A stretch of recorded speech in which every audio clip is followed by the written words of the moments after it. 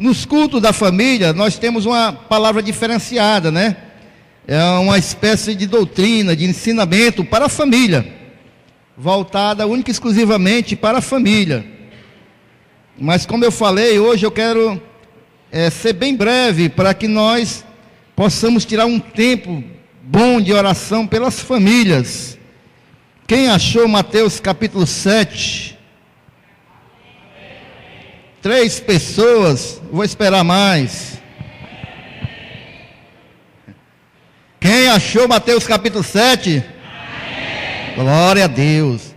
A partir do versículo 24, diz assim a palavra do Senhor: todo aquele, pois, que escuta estas minhas palavras e as pratica, assemelhá-lo-ei ao homem prudente que edificou a sua casa sobre a rocha. Desceu a chuva, correram os rios, assopraram os ventos e combateram aquela casa, e não caiu, porque estava edificada sobre a rocha. E aquele que ouve estas minhas palavras e as não cumpre, compará-lo-ei ao homem insensato que edificou a sua casa sobre a areia. Desceu a chuva, correram os rios, sopraram os ventos, combateram aquela casa e caiu, e foi grande a sua queda. Queridos, eu tenho uma palavra bem objetiva para você esta noite. Nós sabemos que a família foi a primeira instituição criada por Deus. Amém? A família foi um projeto de Deus que estava ali sendo prioritário. As nossas famílias, irmãos, não é algo à toa não, irmãos.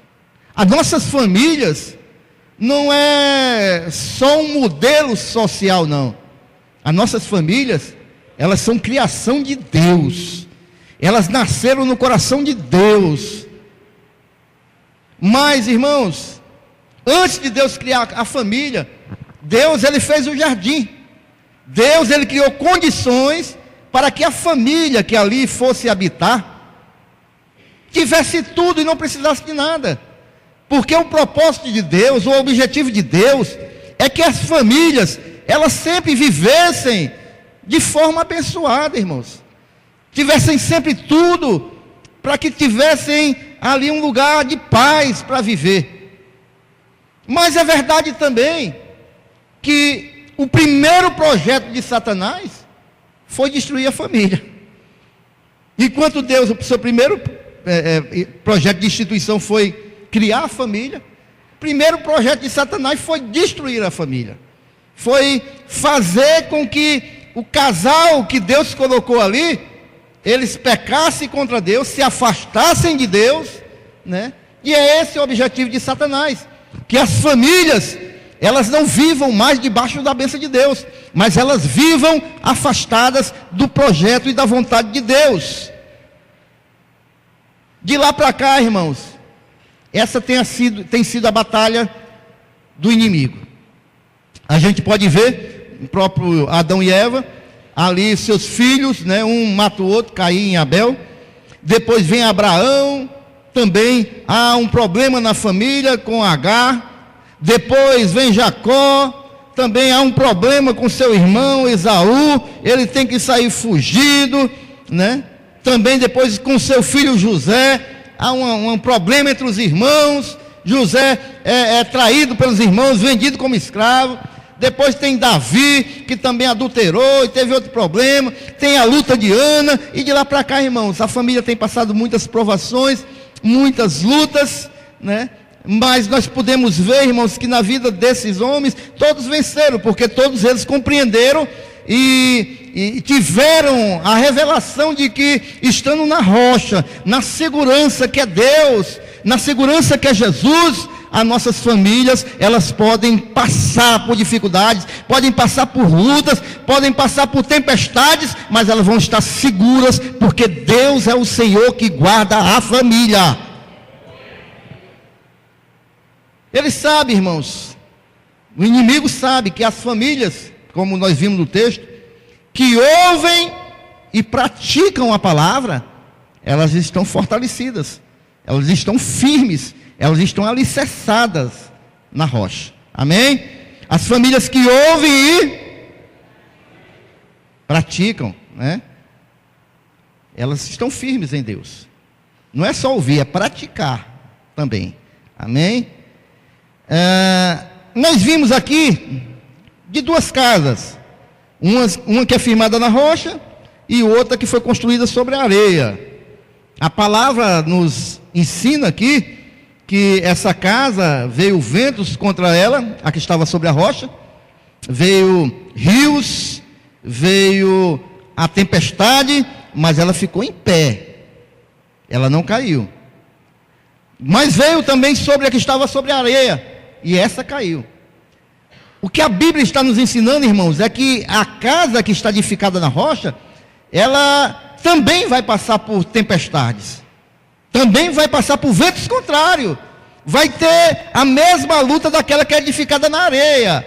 Agora, a Bíblia nos ensina que esta casa, ela vai prevalecer, ela não vai cair, ao contrário da outra, né? E é isso que simboliza a rocha, irmão. A rocha, ela é símbolo de resistência, é símbolo de firmeza. A rocha é símbolo de durabilidade, de estabilidade, de persistência. É isso que simboliza estar na rocha. É perseverança. Eu estive agora, há um tempo atrás, em Quixadá, e lá eu fui visitar uma casa que hoje é um memorial da escritora Raquel de Queiroz. Fizeram lá um museu para ela, e essa casa é interessante. Eu fiz até um pequeno vídeo lá, coloquei aí para alguns irmãos verem, na internet. E essa casa, irmãos, lá, ela é feita em cima de uma rocha, irmão, mas é uma rocha enorme, né? Tanto é que para você subir nessa casa tem uma escada de alvenaria, mas embaixo da casa todinha é uma rocha bem alta. E eu até falava no vídeo, olha, essa casa aqui, essa aqui pode dizer que está firmada numa rocha, mas a nossa casa está firmada na rocha, mas a rocha é Cristo, irmãos, é a segurança, é o fortalecimento, é a nossa defesa, é a nossa segurança, é o Senhor Jesus, né? E esse projeto de Deus, este é o projeto de Deus para nossas famílias, é que as nossas famílias estejam seguras, que as nossas famílias estejam num lugar, irmãos, que não venham ser abaladas, destruídas, porque o que nós temos visto hoje em dia, de famílias sendo destruídas, irmãos, de famílias sendo separadas, né? E é justamente por isso que eu vou já falar sobre esta outra casa, mas eu quero falar sobre a rocha que nós estamos. Essa família que está edificada na rocha, que é Jesus, vai vir os ventos contrários, mas ela vai ficar em pé. É como diz lá em Efésios, capítulo 6, versículo 13. Diz assim: portanto, tomai toda a armadura de Deus, para que possais resistir no dia mau, e havendo feito tudo, ficar firme. O que diz aqui é que nós temos que tomar a armadura de Deus para resistir no dia mau. Quer dizer que o dia mau vai chegar, mas nós vamos ficar firmes, porque nós estamos revestidos de toda a couraça, a armadura de Deus. Da mesma maneira, a casa que está sobre a rocha, pode vir as tempestades, irmãos, pode vir as lutas, pode vir as dificuldades, mas essa casa vai continuar firme, ela não vai cair, ela vai continuar inabalável. É assim quando nós construímos a nossa casa nos valores de Jesus Cristo. É assim quando nós construímos a nossa família nos valores que Jesus ensina, irmãos. É assim quando nós vivenciamos aquilo que a palavra ensina. A nossa casa, a nossa família, ela vai prosperar assim, irmãos, se nós vivenciamos isso aqui. Lembre-se o que diz o Salmo 127, versículo 1: se o Senhor não edificar a casa, em vão trabalham os que edificam. Se Deus não estiver à frente, é em vão, irmãos. Deus tem que estar. Mas também tem a outra casa, a casa construída na areia. Eu espero que aqui não tenha ninguém que esteja edificando sua casa dessa maneira. A casa que não resiste às tempestades. E as famílias do presente século, irmãos, eu estou dizendo famílias num contexto geral, elas têm edificado, né, as suas casas na areia. E é fácil a gente ver isso. Sabe por quê? Porque os valores, os princípios adotados para construir uma casa na areia, não é da palavra de Deus, mas são os princípios do coração do homem. E o coração do homem é enganoso. É por isso que a gente vê o retrato disso com os divórcios. A gente vê o retrato disso, irmão, com a infidelidade conjugal. A gente vê o retrato disso com a falta de perdão, a violência. Os filhos sendo perdidos para as drogas. Filhos com rebeldia, sem submissão. São casas que estão sendo alicerçadas sob areia, irmãos. E a qualquer momento essa casa pode vir abaixo. Porque não está sobre os princípios do Senhor Jesus. E como a gente pode mudar este quadro, irmão?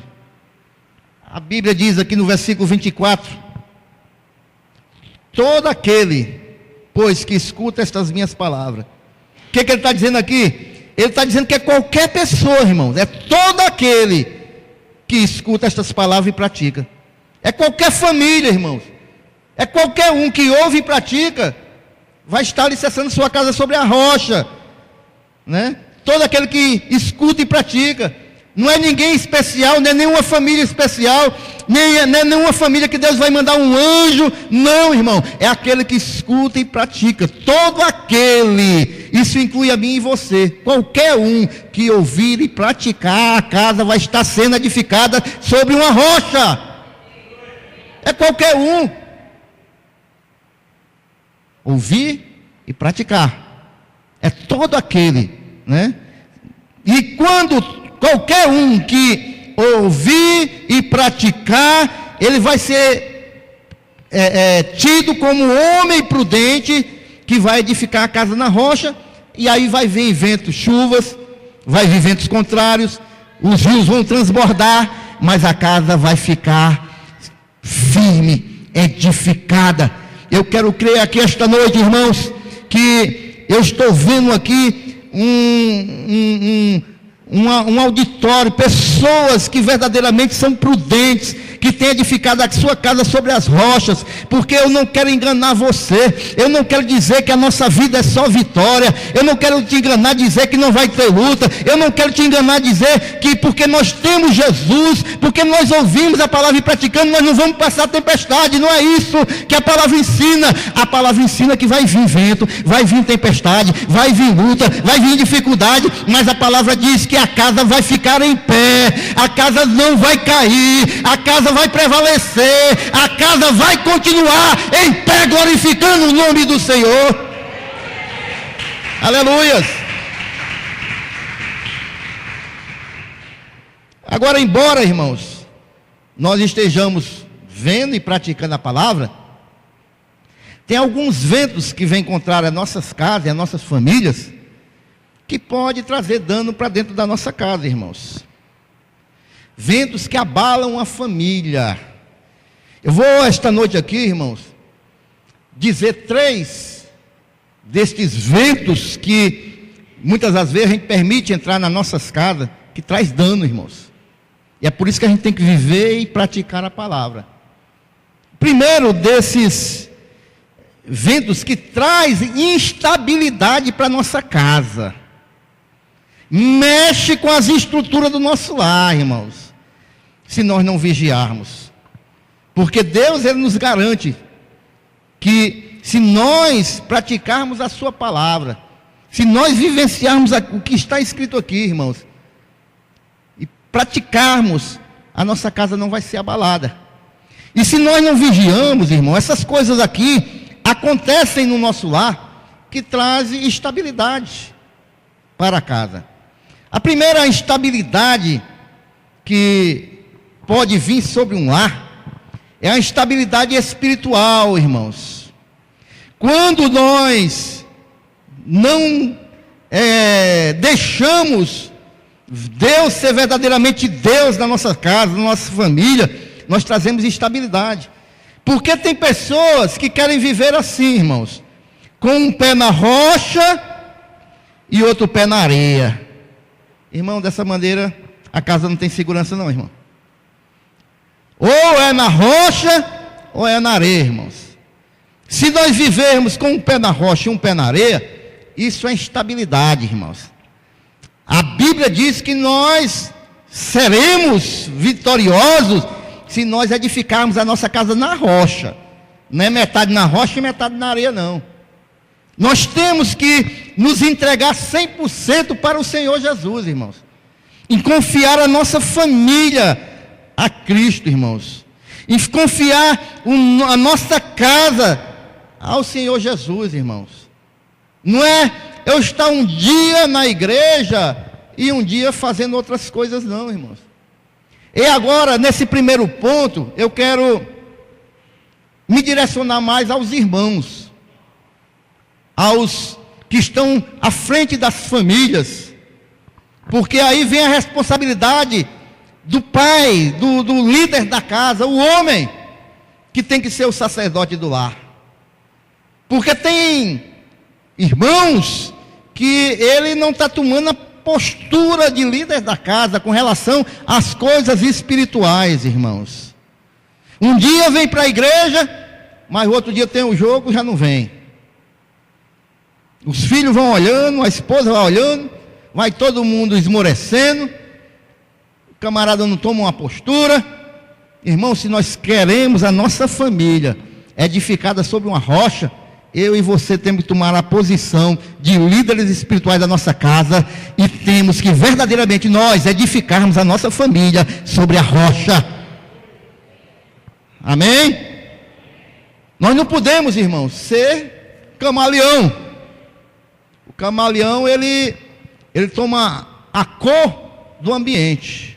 Se eu estou na igreja, eu tomo a cor da igreja. Eu sou crente, eu me torno espiritual, eu choro.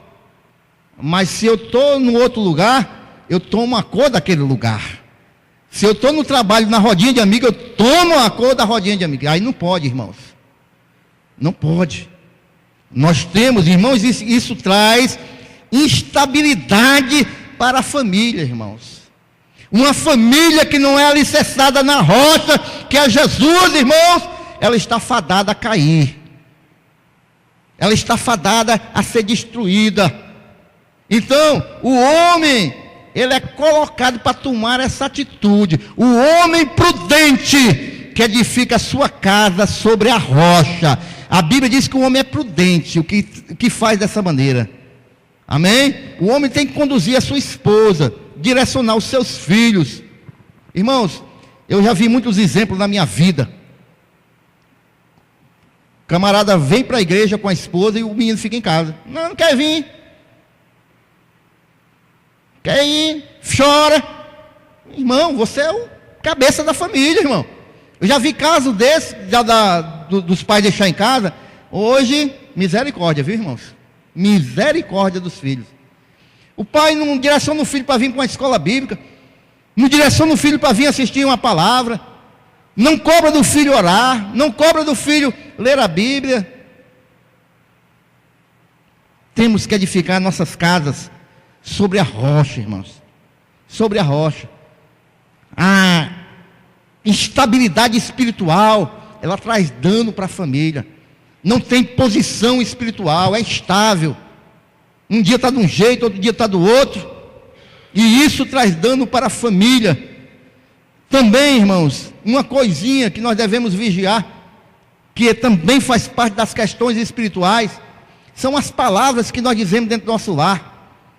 Palavras que muitas das vezes nós damos legalidade ao capeta trabalhar dentro da nossa família, dentro da nossa casa, dentro do nosso lar. Traz instabilidade espiritual. Palavra que se diz para os filhos, palavra que se diz para a esposa. A Bíblia diz que tem 3 coisas que não voltam, né? É uma flecha lançada, uma palavra proferida, o que é a outra coisa?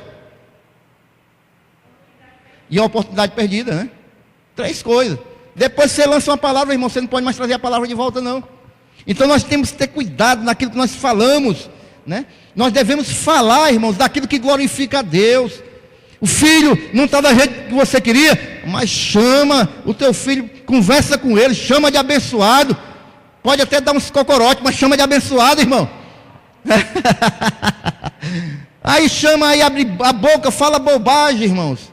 Dá legalidade para Satanás. Às vezes até com a esposa. Não tem um trato que deveria ser com palavras sábias. Ou a esposa também, né? Eu estou falando aqui das questões espirituais. Amém ou não amém, irmãos? Então o homem aqui, nesse primeiro ponto, eu queria chamar a responsabilidade do homem.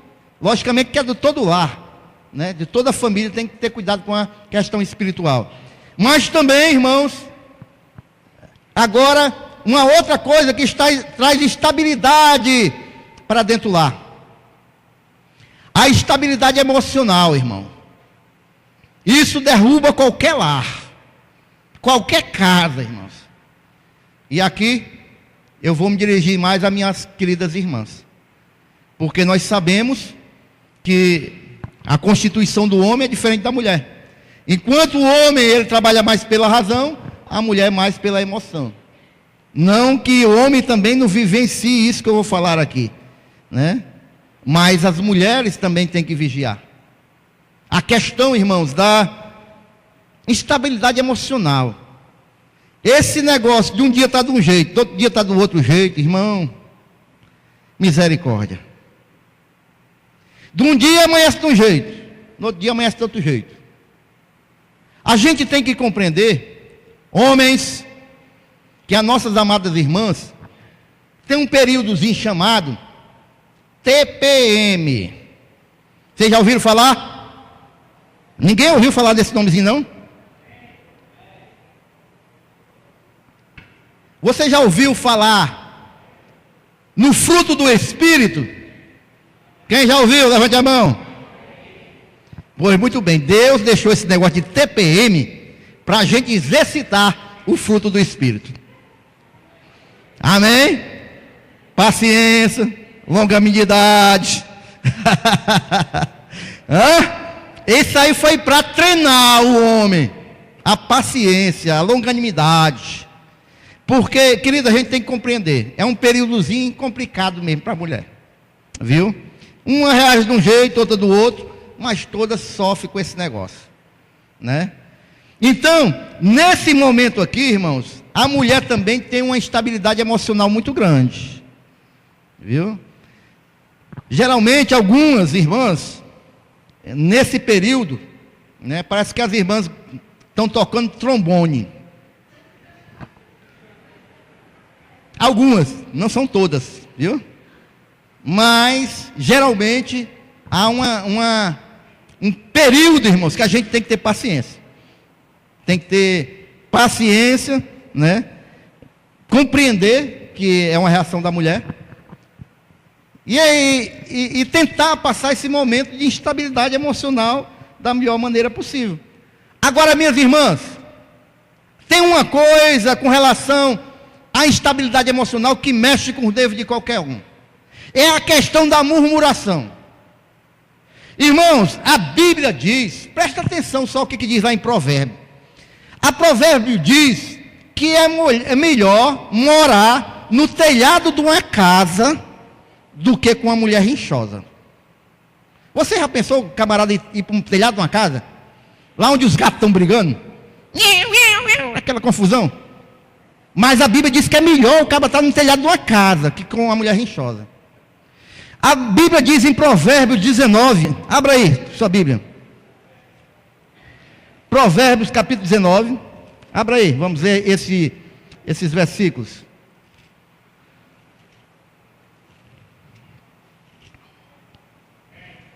Provérbios 19, versículo 13.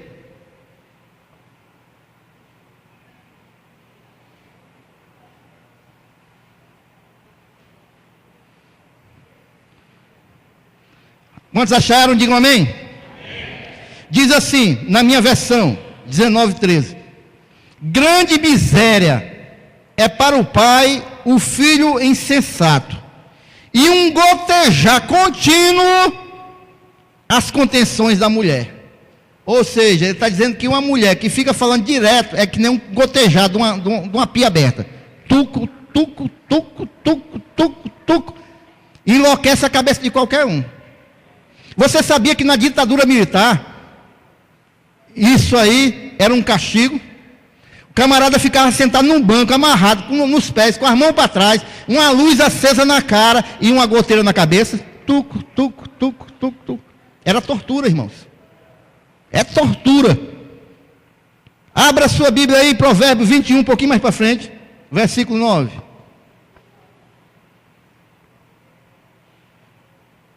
Na minha versão diz assim: melhor é morar num canto. Não, versículo 21, versículo 19. Melhor é morar numa terra deserta do que com mulher rixosa e enrancuda. Posso ouvir um amém? Eu sei que a palavra de hoje não é para dar muito glória a Deus não, mas vamos fazer um esforçozinho aí, meu irmão. Vai dando glória a Deus aí, minha irmã, que o negócio vai melhorar, viu? Então, meus irmãos, isso traz instabilidade emocional para dentro da casa, irmãos. Mas tem homem também, irmãos, que é rixoso. Tem homem que é murmurador. Tem homem que é reclamão. E nós devemos ter cuidado com essas questões dentro do lar.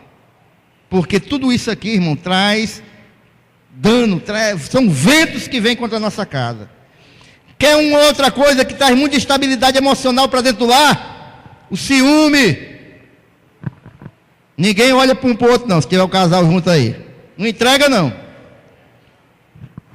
Meu irmão, esse negócio de ciúme também é complicado. É normal ter aquele cuidado, aquele zelo, né? A minha, eu tenho um zelo medonho por ela. Agora não tenho um ciúme descabido. Esse tipo de estabilidade emocional, o ciúme, a pessoa ciumenta, irmãos, mesmo sendo um cristão, ela quer destruir aquela ou aquele que supostamente quer roubar aquilo que é seu. Quer destruir, irmão. Quer esganar, né? Tem mulher que se treme todinha, parece uma vara verde. Ciúmes, irmãos, ela tem que ser controlado. Ciúme não pode tirar sua estabilidade, não pode tirar você do Espírito. Você que é um cristão, ciúme não pode tirar você da direção de Deus, não pode tirar você da presença do Senhor. Ciúme é uma estabilidade emocional que tem que ser controlado. Homens também, viu? Tem homem também que é ciumento. Tem homem que, se a mulher estiver louvando, levantar a mão, ele está perguntando para a mulher para quem que ela está dando tchau. Tem sim. Está acenando para quem? Não, estou adorando a Deus. Ciúme, irmão. Porque o ciúme, a pessoa começa a ver coisas que não existem. O diabo começa a mostrar, né? Bota na cabeça da pessoa uma coisa que não está existindo. E a gente tem que ter muito cuidado com essas coisas. E, por último, irmãos, aqui com relação à estabilidade emocional, é a falta de perdão. Isso também traz um dano muito sério para o casamento e abala emocionalmente. Isso traz doença para o coração, irmão. Feridas, abre feridas no coração. Pessoas que não perdoam, pessoas que ficam remoendo dentro de si uma coisa que aconteceu talvez há muito tempo, mas fica guardado. Isso traz doença, irmãos. Pessoas que não perdoam. Pessoa que não perdoa outra pessoa, vive a sua vida algemada com aquela pessoa que não perdoa. Falta de perdão, irmão, é doença, irmão. E a gente tem que ser tratado disso. Você sabe o que a Bíblia diz? A Bíblia ensina, irmãos, que se nós não perdoarmos o nosso irmão, Deus também não nos perdoa não, é uma condicional. Para Deus nos perdoar, a gente tem que perdoar o nosso irmão. E da mesma maneira que Jesus nos perdoou na cruz do Calvário, Ele nos deu o exemplo que a gente tem que perdoar o nosso irmão. Pessoas, irmãos, que ficam rancorosas. Eu contei aqui, não sei se foi quinta-feira passada, do testemunho lá do meu professor na faculdade, que como advogado foi separar um casal depois de 41 anos casado.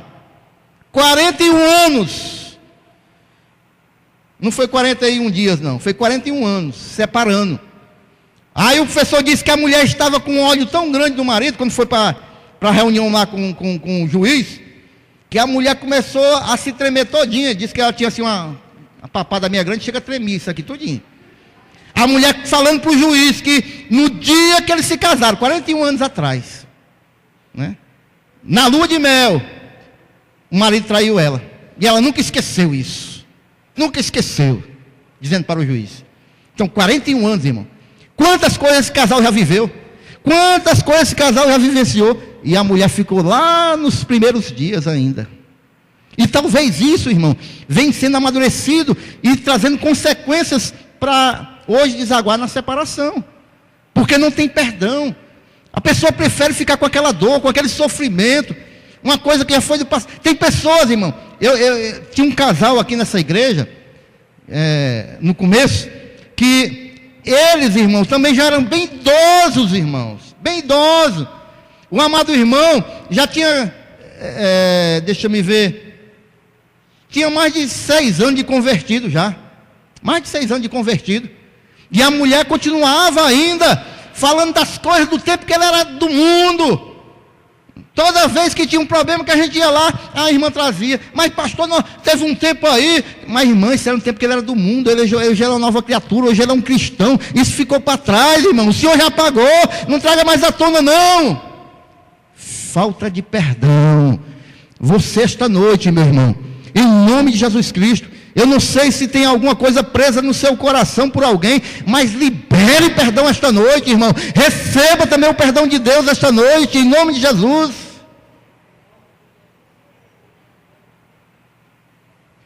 Às vezes eu conto aqui os testemunhos que eu sofri quando era menino, né? Com o meu pai. E hoje, irmãos, olha, não tem assim. Eu amo meu pai. Eu amo meu pai. E da mesma maneira hoje também ele é uma outra pessoa. Já pensou se eu ficasse isso no meu coração inchando? Não, irmão, isso ficou no passado. Hoje eu também sou uma nova criatura. Hoje o Senhor me modificou. O Senhor me lavou. O Senhor me restaurou. Eu não posso estar carregando bagagens. Tem pessoas que carregam bagagens desnecessárias na sua vida. Isso não é para você carregar. Isso é para você lançar no mar de esquecimento. O Senhor já te resgatou. O Senhor já te lavou. O Senhor já te limpou. Hoje você é uma nova criatura, irmão. Jogue isso fora. Libere perdão na sua vida. Casais que qualquer briguinha pega uma varinha de anzol, vai lá no mar de esquecimento e traz de volta o problema. Isso traz estabilidade emocional para o casal, irmão. Coisa que aconteceu no passado.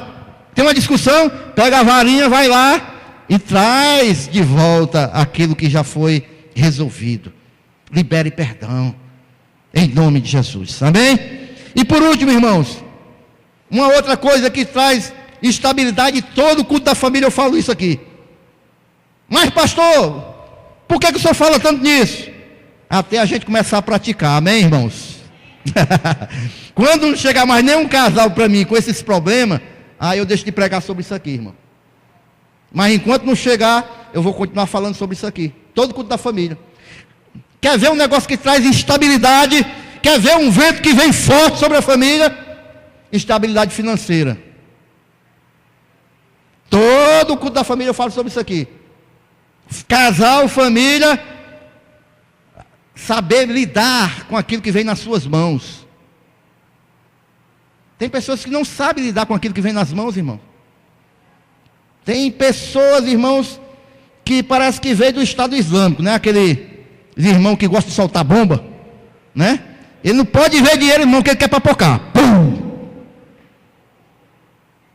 Quer gastar logo.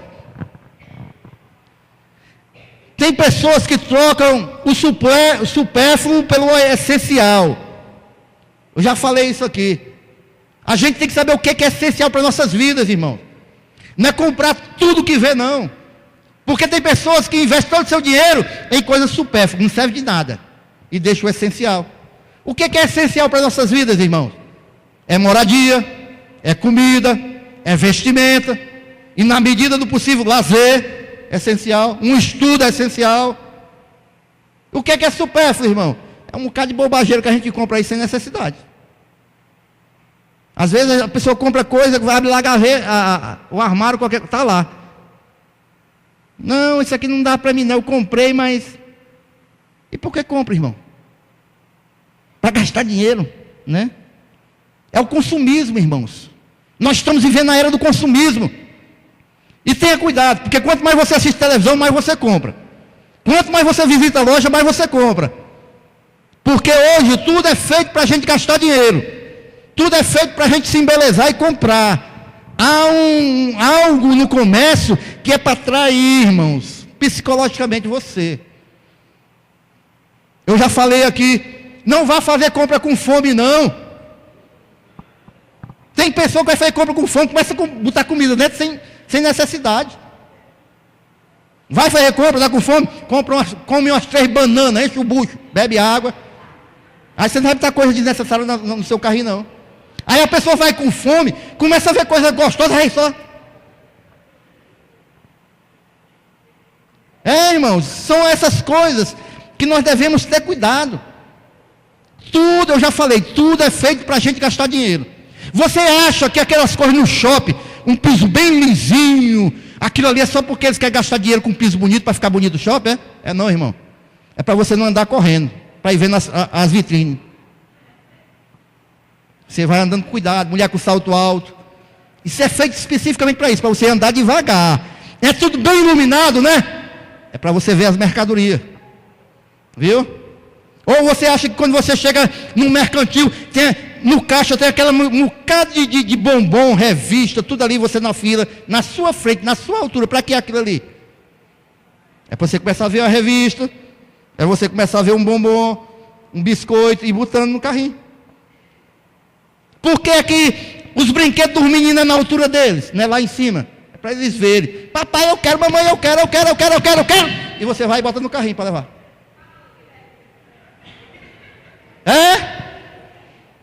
Consumismo. Televisão, empurrando direto. Um bocado de mentira. Que é quase de graça, que não tem juro, que você vai levar não sei quanto. É só empurrando. E tem pessoa que não se controla. Porque tem um negocinho no bolso chamado cartão. Tem um negocinho no bolso chamado cartão. O pastor Cila Malafaia disse que cartão, irmãos, só serve para 3 coisas, para uma coisa, né? Você compra com cartão que não precisa. Não, você compra com dinheiro que não tem aquilo que não precisa, né? É para isso que serve cartão. Você comprar com dinheiro que não tem aquilo que você não precisa. É para isso que serve cartão. E tem pessoas que não têm controle, irmãos. Tem pessoas, irmãos, que você tem, principalmente as irmãs, viu, irmã? Em shopping, viu? Cuidado, viu? Tem pessoas, irmão, que você tem que andar, irmão, de mão dada no shopping, não é porque você é romântico, não, irmão. É para puxar mesmo a irmã. É para quê? Aí o pessoal diz, o casal romântico, não, é para a irmã não entrar na loja. Então, irmãos, nós devemos ter cuidado, irmão. O consumismo, ele abala o lar. Irmão, as finanças desestruturadas de uma casa, irmão, isso traz um dano, traz confusão no casal, traz bate-boca, traz acusação, e isso traz um mal para dentro do relacionamento. E nós devemos ter cuidado, irmão, vigiar com relação a essa área. Abra a sua Bíblia aí em Provérbios capítulo 30, em nome de Jesus. Nós devemos fazer todo dia a oração de Agur. Todos os dias nós devemos fazer a oração de Agur. Vamos orar esta noite, a oração de Agur. Provérbios capítulo 30, a partir do versículo 7 até o 9. Quem achou diz amém. Diz assim a palavra do Senhor: 2 coisas te pedi, não me as negue antes que eu morra. Afasta de mim a vaidade e a palavra mentirosa. Não me des nem pobreza nem riqueza. Mantém-me no pão da minha porção acostumada, para que porventura, de farto, ou seja, muito rico, te não negue e diga quem é o Senhor. Ou que empobrecendo, vinha furtar e lance mão do nome de Deus. Ou seja, não me dê nem muita riqueza, nem muita pobreza, mas me dê para me ter uma vida satisfatória, que eu não venha negar o nome do Senhor e que eu venha viver bem. Essa deve ser a nossa oração todos os dias. Amém, igreja? Porque, irmãos, se a gente entrar no consumismo, a gente começa a querer coisas que a gente não pode pagar, irmão. Você já viu a história do sapo? O sapo, ele vai passando no pasto, ele vê uma vaca. E o sapo botou na cabeça que quer ser igual uma vaca. Eu vou ser igual essa vaca. Aí ele começa a inchar. Ele começa a inchar. Ele começa a inchar e chega uma hora que ele, pum, explode o sapo. Porque ele nunca vai ser uma vaca, irmão. Então, às vezes, a gente quer ter uma coisa, irmão, além do nosso limite, da nossa capacidade. E se tem uma coisa que a gente quer estar acima do nosso limite, a gente tem que fazer duas coisas. Em primeiro lugar, se tem aquele alvo, se organizar, fazer um projeto. Eu vou guardar todo mês isso, todo mês aquilo, e ter disciplina. Aí você chega lá e você alcança. Amém? Tem pessoas que dizem assim, às vezes a gente faz um esforço desse, irmão, a gente compra uma coisa, aí as pessoas olham, chegam, passou 1 ano, 2 anos, 3 anos, nesse objetivo, nesse alvo, guardando, economizando, e quando você compra, a pessoa diz assim, rapaz, esse cabo aí vive bem, viu? O cabo aí está montado em dinheiro. É igual eu quando reformei a minha casa. Peguei o dinheiro da aposentadoria, fui investindo num canto e no outro, aí passou um cabo lá, rapaz, o cabo botou uma igreja, tá reformando a casa, metendo a mão no dinheiro da igreja, né? Não sabe o que o camarada passa, não sabe as lutas. Pastor passou 25 anos trabalhando à noite, aí quando se aposenta tem uns trocadinhos por lá, né? Aí compra um carrinho melhor, reforma a casa, aí as pessoas metendo a mão no dinheiro da igreja. Então, irmão, é porque a gente tem projetos, irmão. Eu tenho um projeto com minha esposa todos os anos. Nós vamos fazer uma viagem em algum canto. E eu já dei a dica aqui para os irmãos. Quem sabe qual é a dica? Se esqueceram, o irmão Manel sabe. 2 garrafonas lá de pet. Abre um buraquinho, ó. Toda a cédulazinha lá dentro, moedinha, ó. Final do ano a bichinha está bem cheinha, irmão. É uma bênção, viu? Poupando, economizando, guardando. Porque a gente tem um alvo. E a gente vai cumprir o alvo com a permissão de Deus. Amém? Então, irmãos, concluindo. Para que a minha família fique firme, eu preciso viver os princípios da palavra de Deus. Quem quer ter sua família aí firmada na rocha? Fique nos princípios da palavra de Deus. Viva aquilo que Deus quer para você. Confie plenamente em Deus, né?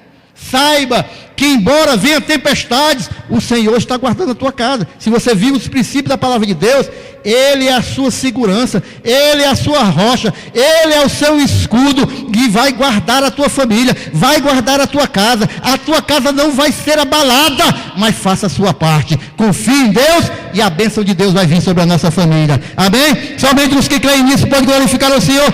Vamos ficar em pé, louvando a Deus.